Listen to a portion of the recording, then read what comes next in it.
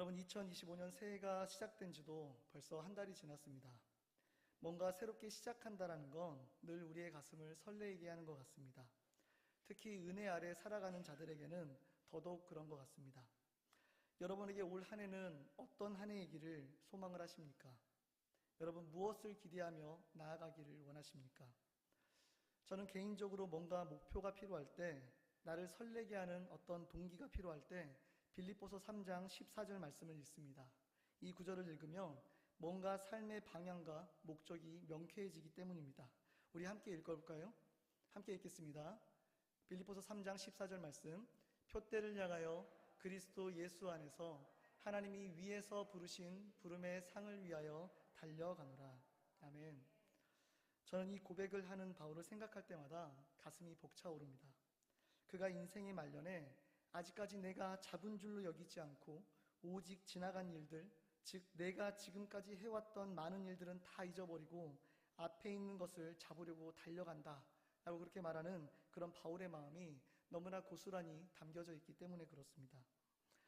누군가의 그런 뜨거운 열정은 마치 불이 옮겨가듯이 또 다른 누군가의 마음을 뜨겁게 만들어주기도 하는 것 같습니다. 그의 열정을 본받기를 원하며 그렇게 그의 마음을 여전히 뜨겁게 달려가게 하시는 그런 하나님의 복음이 너무나 기대가 되어집니다. 표대를 향하여, 부름의 상을 향하여 달려가는 그의 인생. 바울은 이 삶의 그리스도인의 삶임을 우리에게 설명을 하고 있습니다. 7절과 8절에서 그리스도인의 인생에 관하여 다음과 같이 고백을 합니다. 우리가 함께 읽겠습니다.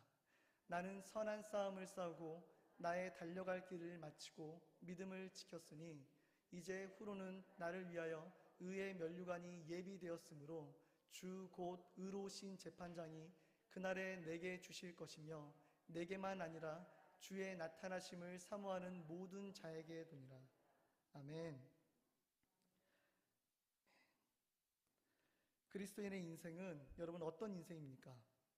하나님 나라에 가기까지 그런 선한 싸움을 끊임없이 감당하는 인생이라고 바울은 이야기합니다.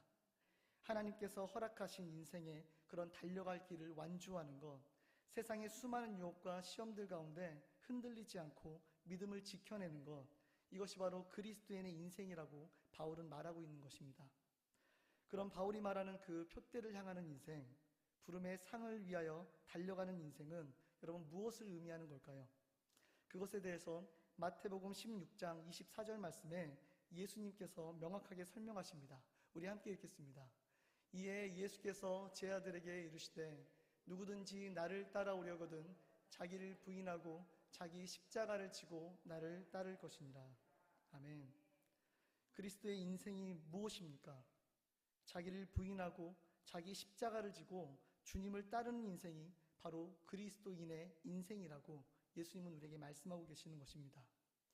여러분은 어떤 목표와 목적을 위해 달려가고 계십니까? 여러분은 어떤 인생을 꿈꾸며 기대하며 그렇게 살아가고 계십니까? 바울이 말하는 인생이 너무나 비장해서 이건 마치 사도나 특별한 은혜를 받은 자들의 인생이라고 우리가 그렇게 여길지도 모릅니다.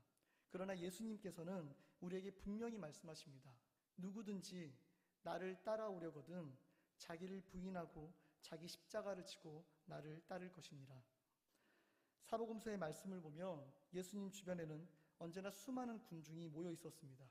여러분, 오병이어의 기적만 보더라도 그들의 숫자는 정말 어마어마했습니다. 예수님의 기적에 모여들었던 군중들, 그들의 수많은 문제를 가지고 예수님께 해결받기 위해 그렇게 찾아왔던 수많은 사람들. 그러나 정작 진짜 예수님이 이 땅에 오신 목적, 그 십자가를 향해 걸어가기 시작할 때 여러분 그 주변을 한번 보시기를 바랍니다. 그 많던 군중들 중에 남아있는 자가 아무도 없었습니다. 심지어 가장 가까이에서 예수님의 제자라고 말하던 12 제자들마저도 그렇습니다. 그러나 예수님은 분명히 말씀하십니다. 누구든지 나를 따라오려거든 자기를 부인하고 자기 십자가를 지고 나를 따를 것이니라. 예수님은 그분 주변에 모여있는 수많은 군중이 아니라 그분을 따라가는 제자의 삶으로 우리를 초청하셨다는 걸 여러분 기억하시기 바랍니다. 그분을 따르기 위해 자기를 부인하고 자기 십자가를 지고 따르는 그런 제자의 삶, 이것이 예수님이 우리에게 말씀하시는 그리스도인의 인생이라는 것을 여러분 기억하시기를 바랍니다. 이것은 사도나 목회자나 어떤 선교사들의 그런 부르심이 아니라 그리스도인의 인생임을, 모두가 함께 한 표대를 향해 함께 부르심의 상을 위하여 달려가야 할 그런 삶임을 여러분 꼭 기억하시기를 바랍니다. 이제 우리는 바울이 말하는 표대란 자기를 부인하고 자기 십자가를 지고 예수님을 따르는 것이라는 걸 우리가 알게 되었습니다. 하지만 아직도 조금 모호한 부분이 있습니다. 자기를 부인한다라는 게 정확히 무엇이며 자기 십자가를 지고 예수님을 따른다라는 건 또 무슨 말이냐는 것입니다. 이것에 대해 오늘 본문 말씀인 고린도전서 4장 16절 말씀을 우리가 함께 읽겠습니다. 그러므로 내가 너희에게 권하노니 너희는 나를 본받는 자가 되라. 사도 바울은 고린도 교회 성도들에게 자신을 본받으라고 그렇게 말을 합니다. 그리고 우리는 본문 7절부터 13절까지의 말씀을 통해 사도 바울을 본받는다는 것이 어떤 마음을 품고 사는 것인지 우리가 함께 알아가기를 원합니다. 오늘 이 시간 이 본문 말씀을 통해 우리의 신앙을 점검해보는 그런 시간들이 되기를 예수님의 이름으로 축복합니다. 먼저 고린도전서 4장 7절 말씀을 우리가 함께 읽도록 하겠습니다. 누가 너를 남달리 구별하였느냐? 내게 있는 것 중에 받지 아니한 것이 무엇이냐? 내가 받았은즉 어찌하여 받지 아니한 것 같이 자랑하느냐? 바울은 당시 고린도 교회의 문제를 세 가지로 꼬집어 지적을 합니다. 첫 번째는 누가 너를 남달리 구별하였냐라는 것입니다. 여러분, 이 의미는 두 가지로 우리가 해석을 할 수가 있는데, 먼저는 그들의 교만을 지적하는 것입니다. 고린도전서 1장부터 계속 지적되는 문제가 바로 그들의 교만이었습니다. 그들은 그들의 기준을 가지고 사도들을 판단합니다. 바울파, 아볼로파, 게바파, 그리스도파 등을 나누어서 서로 편을 나누고 서로의 판단이 더 옳다라고 주장하는 문제로 그렇게 교회를 분열시켰습니다. 바울은 이러한 그들의 교만한 마음을 지적하고 있는 것입니다. 또한 바울은 그들을 하나님의 자녀로 구별하신 게 누구인지를 알라고 분명히 지적하고 있습니다. 그들이 하나님의 자녀가 된 것은 그들의 지식과 지혜로 인한 것이 아니라 오직 하나님의 부르심과 성령의 인도하심을 통해 그렇게 이루어진 것임을 강력하게 경고하고 있습니다. 둘째는 내게 있는 것 중 받지 아니한 것이 무엇이냐입니다. 당시에 그들은 서로 가진 것을 자랑하며 많은 문제를 일으키고 있었습니다. 사도 바울의 그 두 번째 질문은 고린도 교회 성도들이 가지고 있는 모든 것, 그들의 전 재산이 본래 그들의 것이 아니라는 사실을 그렇게 지적하고 있습니다. 손에 쥐고 있는 것이 너무나 많지만 실상 고린도 교인이 소유하고 있는 그 모든 것들의 소유권이 하나님께 있다라는 것을 분명하게 밝히고 있는 것입니다. 가지고 있으나 모든 것을 다 하나님께 받았다라는 것입니다. 그렇다면 고린도 교회 성도들은 어떤 마음으로 인생을 살아가야 하는 걸까요? 이는 세 번째 질문으로 연결이 됩니다. 세 번째 질문이 내가 받았은즉 어찌하여 받지 아니한 것 같이 자랑하느냐입니다. 고린도 교회 성도들이 가지고 있는 것들이 다 하나님의 것인데, 다 하나님께서 주신 것인데 받은 것을 누리고 있으면서 왜 받지 아니하는 것처럼 그렇게 행동하느냐, 왜 자기의 힘으로 이룬 것처럼 그렇게 포장해서 자랑하고 있느냐라고 그렇게 이야기를 하고 있는 것입니다. 이러한 사도 바울의 세 가지 질문을 따르면 고린도 성도들은 애초에 소유물에 관해서는 자랑할 수 있는 것이 단 하나도 없었습니다.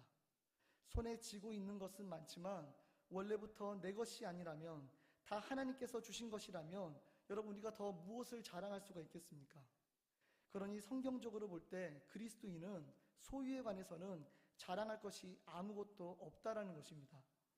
여러분, 이뿐만 아니라 개별적인 능력과 스펙, 직업, 배경, 은사와 같이 개인의 존재를 둘러싼 모든 것에 있어서도 타인에게 내세울 만한 것은 아무것도 없다라는 것을 말합니다. 여러분, 그 이유가 무엇입니까? 하나님께 받지 않은 것이 우리가 하나도 없기 때문에 그렇습니다. 나의 모든 것이 다 하나님께 받은 것이기 때문입니다. 사도 바울은 이러한 고린도 성도들의 잘못된 신앙생활을 지적함과 동시에 마치 영적인 의사인 것처럼 고린도 성도들의 영적인 상태를 진단을 합니다. 8절 말씀을 우리가 함께 읽도록 하겠습니다. 너희가 이미 배부르며 이미 풍성하며 우리도 없이도 왕이 되었도다. 우리가 너희와 함께 왕 노릇하기 위하여 참으로 너희가 왕이 되기를 원하노라. 고린도 교회 성도들의 상태가 어떻다라고 말을 합니까? 이미 배가 부른 상태, 이미 부유한 상태, 사도들의 가르침, 올바르고 건강한 그런 성경적인 진리가 없이 신앙생활을 하고 있는 그런 상태라고 사도 바울은 이야기하고 있습니다. 사도 바울은 고린도 성도들의 이러한 잘못된 영적 상태를 있는 그대로 지적을 합니다. 사도 바울의 지적은 10절에서도 동일하게 이어지는데 10절 말씀을 함께 읽겠습니다. 우리는 그리스도 때문에 어리석으나 너희는 그리스도 안에서 지혜롭고 우리는 약하나 너희는 강하고 너희는 존귀하나 우리는 비천하여. 여기서 바울은 그리스도 안에서와 그리스도 때문에를 대조해서 설명을 하고 있습니다. 바울은 그들이 그리스도 안에서 지혜롭고 강하고 존귀하다 여기는 것이 이미 배부르고 이미 풍성하며 이미 왕 노릇하는 것이다라고 그렇게 표현하고 있습니다. 바울은 그들이 그저 그리스도 안에 있다라는 사실 하나만으로 자신은 충만하다, 자유롭다 이렇게 착각하고 스스로 만족하며 살아가는 태도를 강력하게 지적하고 있는 것입니다. 반대로 바울은 사도들의 삶을 그리스도 때문에 그들이 어떤 삶을 살아가고 있는지를 설명을 하고 있습니다.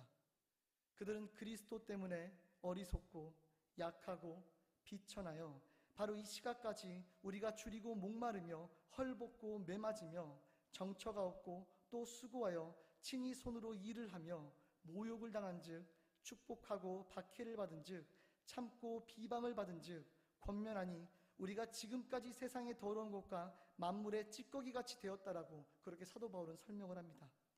여러분, 이 말의 의미는 너희가 그리스도 안에서 이미 배부르고 부유하여 만족한 채 왕노릇하고 있을 바로 그때 오늘도 사도들은 그리스도 때문에 어떤 삶을 살아가고 있는지를 기억하라고 이야기하는 것입니다. 그리고 오히려 바울은 그들이 아닌 자신의 삶을 본받으라고 말을 하고 있습니다. 여러분, 사도들이 어떤 삶을 살아가고 있습니까? 그리스도 때문에 어리석습니다. 그리스도 때문에 바보같이 손해를 감수합니다. 고생을 자초합니다. 고난을 피하지도 않습니다. 고린도전서 4장 11절과 12절 말씀을 따르면 사도들이 그리스도 때문에 어떤 일을 만나죠?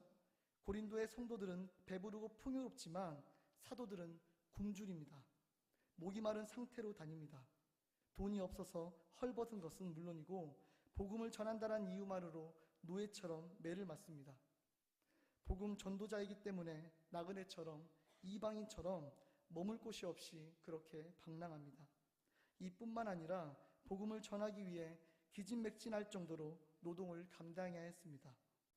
세상 사람들에게 모욕을 당하고 박해받는다고 하더라도 축복과 인내와 권면으로 그들은 늘 대응하며 살았습니다. 이것이 바로 그리스도 때문에 어리석은 사람으로 살아가는 인생이라고 사도 바울은 이야기를 하고 있습니다. 너희가 그리스도 안에서 이 정도면 충분하다고 만족하며 왕노릇하고 있을 바로 그때 그리스도 때문에 그 복음을 증거하기 위해 오늘도 다양한 모양으로 자기를 부인하고 자기 십자가를 지고 나아가는 많은 사람들이 있다라는 걸 기억하라고 사도 바울은 이야기하고 있습니다. 이렇게 사도 바울은 고린도전서 4장 말씀을 통해 우리에게 그리스도 때문에 감내해야 하는 어리석은 그런 삶을 소개하고 또 우리에게 그런 어리석은 삶으로 초대를 하고 있습니다. 여러분, 우리가 말씀을 정리하도록 하겠습니다. 사도 바울은 먼저 고린도 성도들이 어떤 마음가짐으로 인생을 살아가고 있는지 그들의 내면 깊이 박혀있는 그런 교만과 이기심을 지적합니다.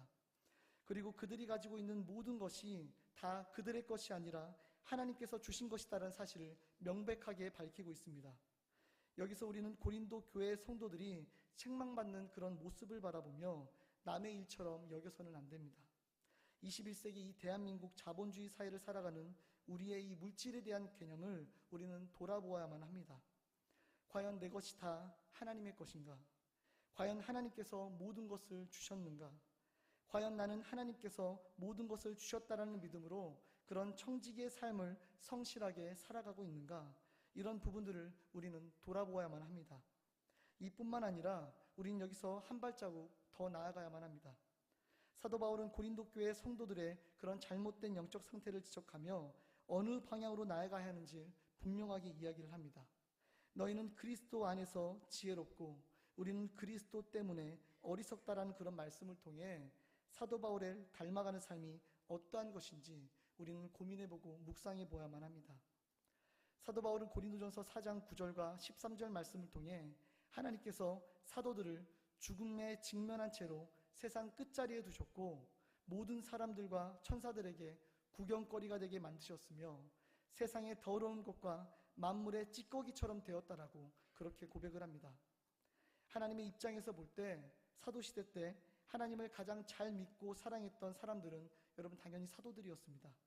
그런데 하나님은 그런 사도들을 세상의 더러운 것과 만물의 찌꺼기처럼 여겨지도록 그렇게 내버려 두셨다라는 것입니다. 사도 바울 역시 하나님께서 사도들을 이 세상 끝자리에 두셨다라는 그런 사실을 분명히 알고 있었습니다.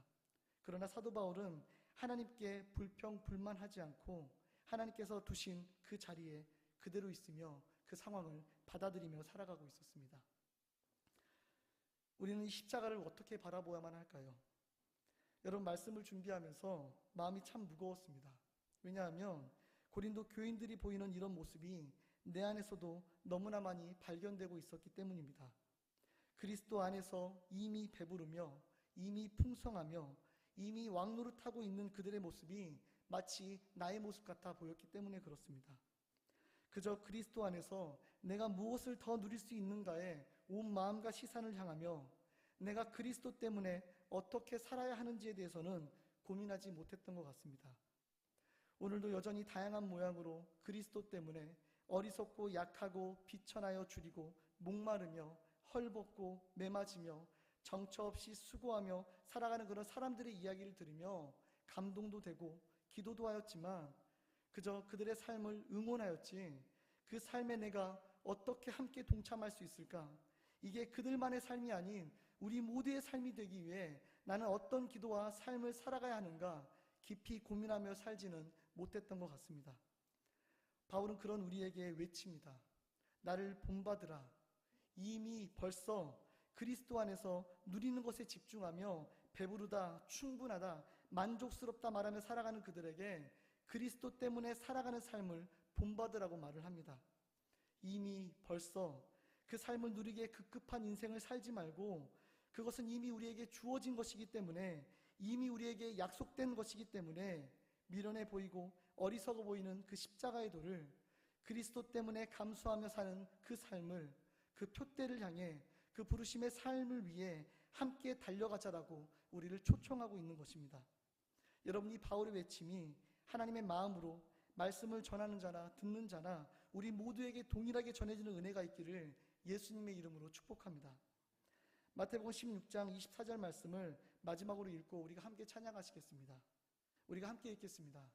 이에 예수께서 제자들에게 이르시되 누구든지 나를 따라오려거든 자기를 부인하고 자기 십자가를 지고 나를 따를 것이니라.